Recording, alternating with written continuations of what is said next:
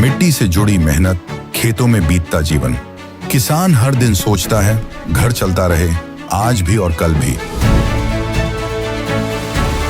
मौसम बदलते हैं, फसलें बदलती हैं, खेती के साथ साथ घर की जिम्मेदारियां भी चलती रहती हैं। भविष्य की इन्हीं जिम्मेदारियों को पूरा करती है एनपीएस, जो किसानों के कल को नया भरोसा और पेंशन की पक्की गारंटी देती है।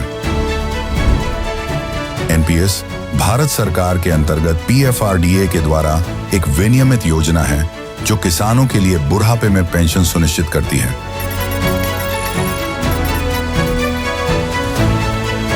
एनपीएस खाता खोलने के लिए अपने नजदीकी सीएससी से संपर्क करें या 1800-1107-08 पर कॉल करें। पेंशन की पक्की गारंटी के लिए एनपीएस जरूरी है। मिडिल ईस्ट की जंग अब जिस मोड़ पर पहुंच चुकी है, वहां बड़ा सवाल यह है कि क्या कोई मीटिंग या बातचीत से इस हालात को बदला जा सकता है। इसी बीच पाकिस्तान की राजधानी इस्लामाबाद में हो रही ये बड़ी कूटनीतिक बैठक भले ही सुर्खियां बटोर रही हो, लेकिन असली सवाल ये है कि क्या पाकिस्तान सच में इस जंग को रुकवा सकता है। जवाब इतना आसान नहीं है और शायद सच्चाई ये है कि पाकिस्तान के बस में ये काम है ही नहीं।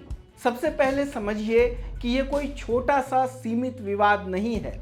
ये टकराव सीधे तौर पर ईरान, अमेरिका और इजराइल जैसे बड़े और ताकतवर देशों के बीच है, जहां सिर्फ बॉर्डर या छोटे मुद्दे की बात नहीं हो रही।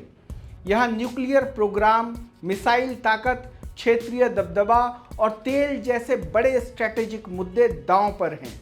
ऐसे में कोई भी देश, खासकर पाकिस्तान जैसा देश, सिर्फ बातचीत कराकर इस पूरे समीकरण को बदल दे, ये सोचना थोड़ा ज़्यादा उम्मीद लगाने वाला हो सकता है। पाकिस्तान खुद को न्यूट्रल प्लेयर बताने की कोशिश कर रहा है, लेकिन हकीकत ये है कि उसकी अपनी सीमाएं हैं। उसकी ग्लोबल पॉलिटिकल ताकत उतनी नहीं है कि वो अमेरिका या ईरान जैसे देशों पर दबाव बना सके। उसके पास ना तो वैसी आर्थिक ताकत है और ना ही वैसी कूटनीतिक पकड़, और सबसे बड़ी बात, उसकी खुद की आंतरिक और आर्थिक स्थिति भी स्थिर नहीं है। ऐसे में वो दूसरों के इतने बड़े संघर्ष को कैसे संभालेगा, ये बड़ा सवाल है। अब बात करते हैं उस 15 सूत्रीय प्रस्ताव की जिसे पाकिस्तान ने ईरान को सौंपा है। इसमें ईरान से कहा गया कि वो अपना न्यूक्लियर प्रोग्राम बंद करे, मिसाइल प्रोग्राम सीमित करे और अपने प्रॉक्सी ग्रुप से दूरी बनाए। बदले में अमेरिका सैंक्शंस में राहत दे सकता है। सुनने में ये एक संतुलित डील लग सकती है, लेकिन ज़मीनी हकीकत ये है कि ये शर्तें ईरान के लिए उसकी ताकत छोड़ने जैसी हैं। कोई भी देश इतनी आसानी से अपनी सबसे बड़ी रणनीतिक ताकत नहीं छोड़ता।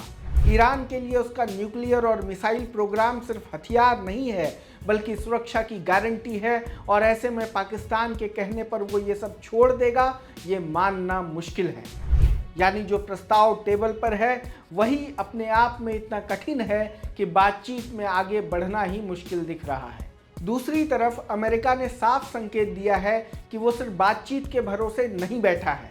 उसने मिडिल ईस्ट में अपनी सैन्य मौजूदगी बढ़ा दी है। यूएस ट्रिपोली जैसे वॉरशिप का पहुंचना कोई छोटा कदम नहीं है। ये सीधा संदेश है कि अगर ज़रूरत पड़ी तो अमेरिका ज़मीनी सैन्य कार्रवाई से पीछे नहीं हटेगा। ऐसे माहौल में कूटनीति की गुंजाइश अपने आप में सीमित हो जाती है।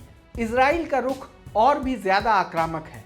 उसने साफ कर दिया है कि वो मल्टी फ्रंट वॉर के लिए तैयार है। यानी अगर अलग अलग दिशाओं से हमला होता है तो वो एक साथ जवाब देगा।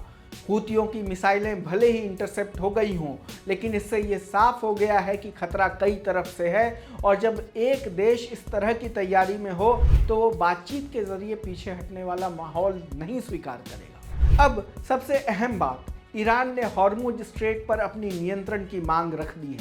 ये मांग सिर्फ एक शर्त नहीं है, बल्कि एक स्ट्रैटेजिक चाल है, क्योंकि दुनिया का करीब 20% तेल इसी रास्ते से गुजरता है। अगर ईरान को इसका कंट्रोल मिल जाता है तो उसकी वैश्विक ताकत कई गुना बढ़ जाएगी, लेकिन अमेरिका और उसके सहयोगी देश इसे कभी आसानी से स्वीकार नहीं करेंगे।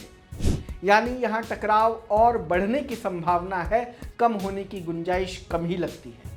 ऊपर से हालात ये हैं कि ईरान में इंटरनेट बंद है, इसका मतलब है कि अभी भी देश के अंदर स्थिति सामान्य नहीं है। जब किसी देश के अंदर तनाव इतना गहरा हो तो बातचीत का असर और कम हो जाता है, क्योंकि फैसले सिर्फ कूटनीति से नहीं बल्कि आंतरिक दबाव और सुरक्षा चिंताओं से भी तय होते हैं। तो अब सवाल ये है कि पाकिस्तान क्या कर सकता है।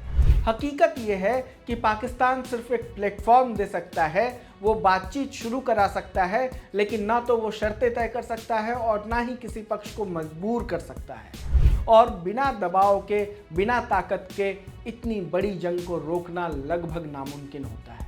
कुल मिलाकर इस्लामाबाद की बैठक दिखने में जितनी बड़ी लग रही है, असल में उसका असर उतना ही सीमित होगा।